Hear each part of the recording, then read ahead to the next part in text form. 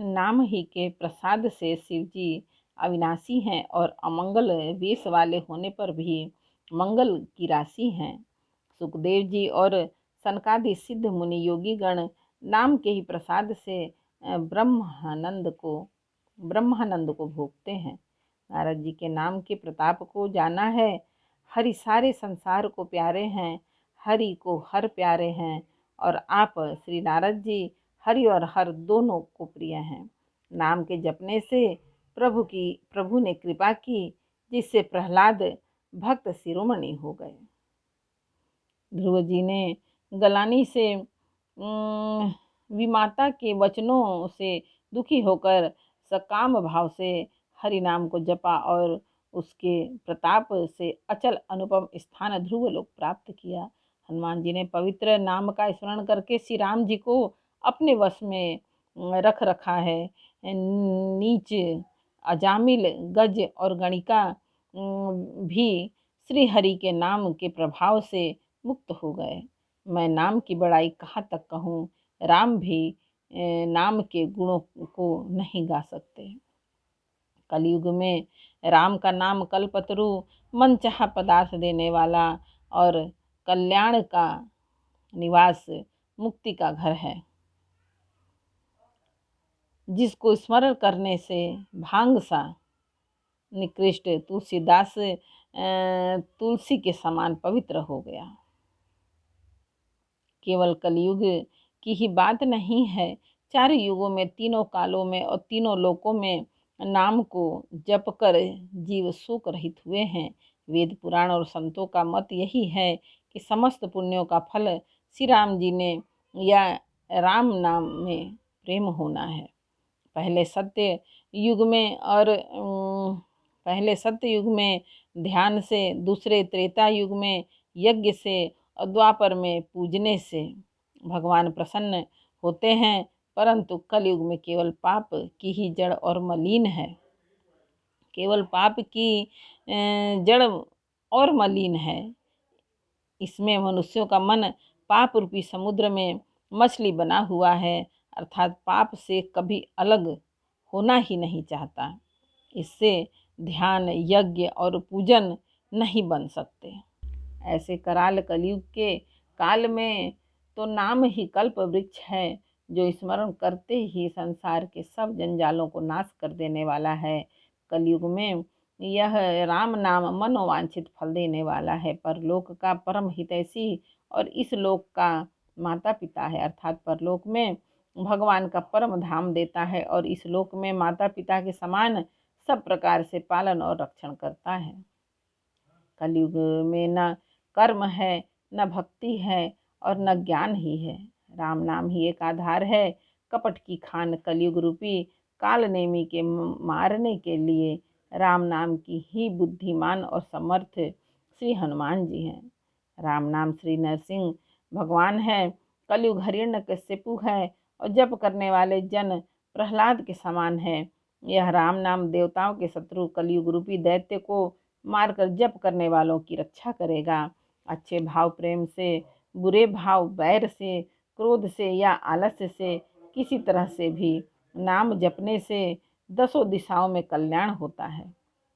उसी परम कल्याणकारी राम नाम का स्मरण करके और श्री रघुनाथ जी को मस्तक नवाकर मैं श्री राम जी के गुणों का वर्णन करता हूँ। वे श्री राम जी मेरी बिगड़ी सब तरह से सुधार लेंगे। जिनकी कृपा करने से नहीं अघाती राम से उत्तम स्वामी और मुझ सरीखा बुरा सेवक, इतने पर भी उन दयानिधि ने अपनी ओर देखकर मेरा पालन किया है।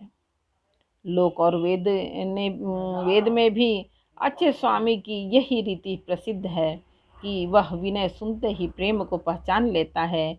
अमीर, गरीब, गंवार, नगर निवासी, पंडित, मूर्ख, बदनाम, यशस्वी, सुकवि, कुकवि, सभी नर नारी अपनी अपनी बुद्धि के अनुसार राजा की सराहना करते हैं और साधु, बुद्धिमान, सुशील, ईश्वर के अंश से उत्पन्न कृपालु राजा सबकी सुनकर और उनकी वाणी, भक्ति, विनय और चाल को पहचान कर सुंदर मीठी वाणी से सबका यथा योग्य सम्मान करते हैं। यह स्वभाव तो संसारी राजाओं का है। कौशलनाथ श्री रामचंद्र जी तो चतुर शिरोमणि हैं। श्री राम जी तो विशुद्ध प्रेम से ही रिझते हैं, पर जगत में मुझसे बढ़कर मूर्ख और मलिन बुद्धि और कौन होगा। तथापि कृपालु श्री रामचंद्र जी मुझ दुष्ट सेवक की प्रीति और रुचि को अवश्य रखेंगे, जिन्होंने पत्थरों को जहाज और बंदर भालुओं को बुद्धिमान मंत्री बना लिया है। सब लोग मुझे श्री राम जी का सेवक कहते हैं, और मैं भी बिना लज्जा संकोच के कहलाता हूँ। कहने वालों का विरोध नहीं करता। कृपालु श्री राम जी इस निंदा को सहते हैं कि श्री सीतानाथ जी जैसे स्वामी का तुलसीदास सा सेवक है। यह मेरी बहुत बड़ी ढिठाई और दोष है। मेरे पाप को सुनकर नरक ने भी नाक सिकोड़ ली है, अर्थात नरक में भी मेरे लिए ठौर नहीं है। यह समझकर मुझे अपने ही कल्पित डर से डर हो रहा है, किंतु भगवान श्री रामचंद्र जी ने तो स्वप्न में भी इस पर मेरी इस ढिठाई को दोष पर ध्यान नहीं दिया। वरन मेरे प्रभु श्री रामचंद्र जी ने तो इस बात को सुनकर, देखकर और अपने सुचित्त रूपी चक्षु से निरीक्षण कर मेरी भक्ति और बुद्धि की उल्टे सराहना की। क्योंकि कहने में चाहे बिगड़ जाए, अर्थात मैं चाहे अपने को भगवान का सेवक कहलाता रहूं, परंतु हृदय में अच्छापन होना चाहिए। हृदय में तो अपने को उनका सेवक बनने योग्य नहीं मानकर पापी और दीन ही मानता हूँ, और यह अच्छापन है। श्री रामचंद्र जी भी दास के हृदय की अच्छी स्थिति जानकर रिझ जाते हैं। प्रभु के चित्त में अपने भक्तों की हुई भूल चूक याद नहीं रहती। वे उसे भूल जाते हैं और उनके हृदय की अच्छाई नीकी को 100 बार याद करते रहते हैं। जिस पाप के कारण उन्होंने बाली को व्याध की तरह मारा था, वैसी ही कुचाल फिर सुग्रीव ने चली। वही करनी विभीषण की थी, परंतु श्री रामचंद्र जी ने स्वप्न में भी उसका मन में विचार नहीं किया। उल्टे भरत जी से मिलने के समय श्री रघुनाथ जी ने उनका सम्मान किया और राज्यसभा में भी उनके गुणों का बखान किया। प्रभु श्री रामचंद्र जी तो वृक्ष के नीचे और बंदर की डाली पर, अर्थात प्रभु श्री रामचंद्र जी तो वृक्ष के नीचे और बंदर डाली पर, अर्थात कहाँ मर्यादा पुरुषोत्तम सच्चिदानंद घन परमात्मा श्री राम जी, और कहाँ पेड़ों की शाखाओं पर कूदने वाले बंदर। परंतु ऐसे बंदरों को भी उन्होंने अपने समान बना लिया। तुलसीदास जी कहते हैं कि श्री रामचंद्र जी सरीखे शील निधान स्वामी कहीं भी नहीं है।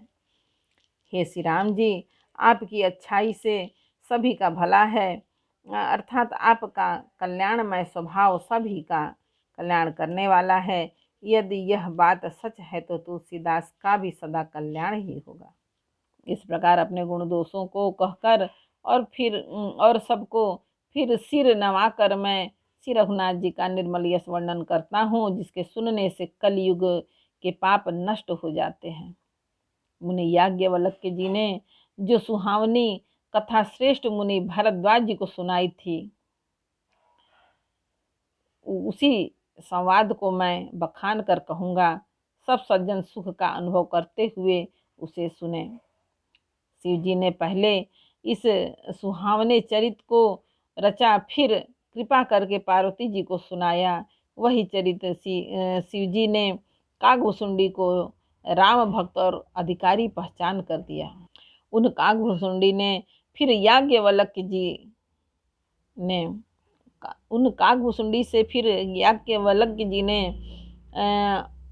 पाया और उन्होंने फिर उसे भरद्वाज जी को गाकर सुनाया। वे दोनों वक्ता और श्रोता याज्ञवल्क्य और भरद्वाज समान शील वाले और समदर्शी हैं और हरि की लीला को जानते हैं। वे अपने ज्ञान से तीनों कालों की बातों को हथेली पर रखे हुए आंवले के समान प्रत्यक्ष जानते हैं और भी जो सुजान भगवान की लीलाओं का रहस्य जानने वाले हरि भक्त हैं, वे इस चरित्र को नाना प्रकार से कहते और सुनते और समझते हैं। फिर वही कथा मैं वाराह क्षेत्र में अपने गुरुजी से सुनी, परंतु उस समय मैं लड़कपन के कारण बहुत बेसमझ था, जिससे उसको उस प्रकार अच्छी तरह समझा नहीं। श्री राम जी की गुड़ कथा के वक्ता कहने वाले और श्रोता सुनने वाले दोनों ज्ञान के खजाने पूरे ज्ञानी होते हैं। मैं कलयुग के पापों से ग्रसा हुआ महामूढ़ जड़ जीव भला उसको कैसे समझ सकता था। एक बार बोलो रामायण मैया की जय। बालकांड का 5 दोहा समर्पयामि भगवान। जय श्री राम। जानकी पावन पुत्र बजरंग बली भोलेनाथ। जय हो भगवान।